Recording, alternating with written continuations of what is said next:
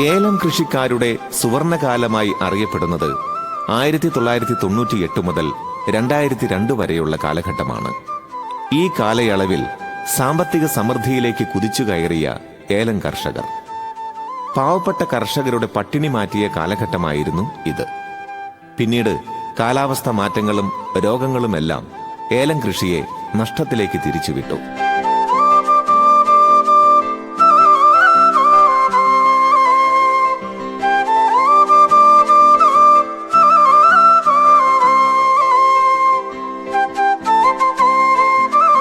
ഇടുക്കി ജില്ലയിലെ ഏലം കൃഷി ശാസ്ത്രീയമായി ചിട്ടപ്പെടുത്തിയാൽ കൂടുതൽ വിളവ് ലഭിക്കുമെന്നാണ് ഏലം ഗവേഷണ കേന്ദ്രത്തിന്റെ അഭിപ്രായം.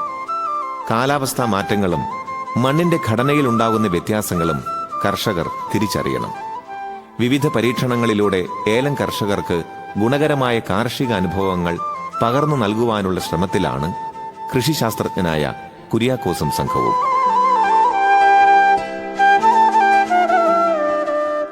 ഇടുക്കി ജില്ലയിൽ ഒരു പ്രധാന വിളയായിട്ട് ഏലം കൃഷി തുടങ്ങിയപ്പോൾ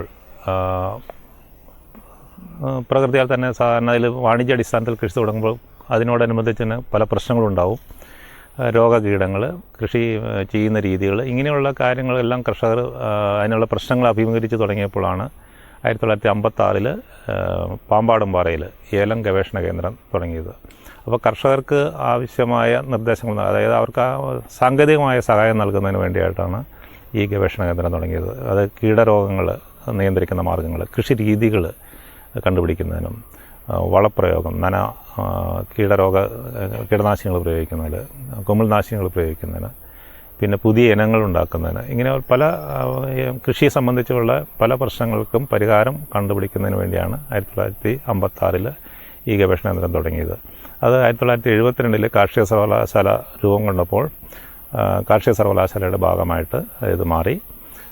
ഇപ്പോഴും ഈ കർഷകർക്ക് ആവശ്യമായ, അവർക്ക് ഫീൽഡിൽ അഭിമുഖീകരിക്കുന്ന പ്രശ്നങ്ങൾക്ക് പരിഹാരം കണ്ടുപിടിക്കുന്നതിനും അത് കർഷകരിൽ എത്തിക്കുന്നതിനും വേണ്ടതായ ശ്രമങ്ങളാണ് ഈ ഗവേഷണ കേന്ദ്രത്തിൽ നടന്നുകൊണ്ടിരിക്കുന്നത്.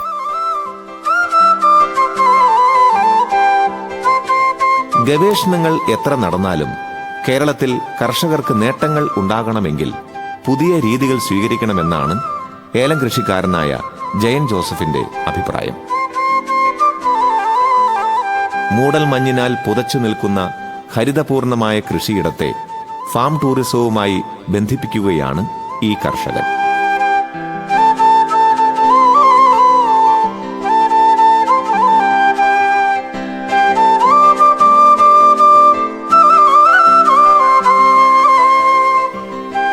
ഇടുക്കിയിലെ മനോഹരമായ കുന്നിൻ പ്രദേശത്തെ ഏലത്തോട്ടത്തെ നല്ലൊരു ഫാം ഹൗസായി വളർത്തുന്നു. വിവിധ ഇനത്തിൽപ്പെട്ട പഴവർഗ ചെടികളും പുഷ്പച്ചെടികളും കൊണ്ട് കൂടുതൽ ആകർഷകമാണ് ഈ കൃഷിയിടം.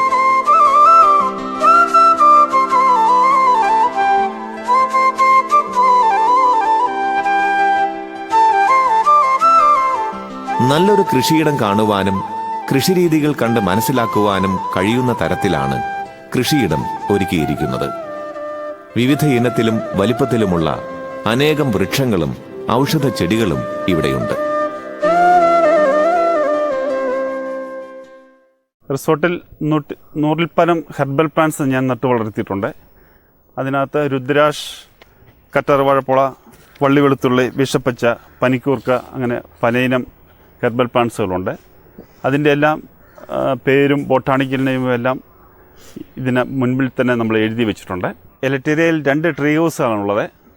ആ ട്രീ ഹൗസിൽ നിന്ന് നോക്കിക്കഴിഞ്ഞാൽ ഒരു നല്ല പ്ലാന്റേഷൻ വ്യൂവും വെള്ളച്ചാട്ടവും നമുക്ക് കാണാൻ സാധിക്കും. അവിടെ തന്നെ റിസോർട്ടിൽ തന്നെ shuttle court, volleyball, basketball pitch, cricket pitch, അങ്ങനെ ആക്ടിവിറ്റീസുകളുണ്ട്. ഹണിമൂണേഴ്സിന് ഏറ്റവും ഇഷ്ടപ്പെടുന്നത് ബേഡ്സ് വാച്ചിങ്ങും ഫോട്ടോഗ്രാഫിയാണ്. അത് എലറ്റീരിയയുടെ പ്രത്യേകത ഉണ്ട്. അത് രണ്ടും നമ്മൾ അതിന് ഇമ്പോർട്ടൻസ് കൊടുക്കുന്നുണ്ട്.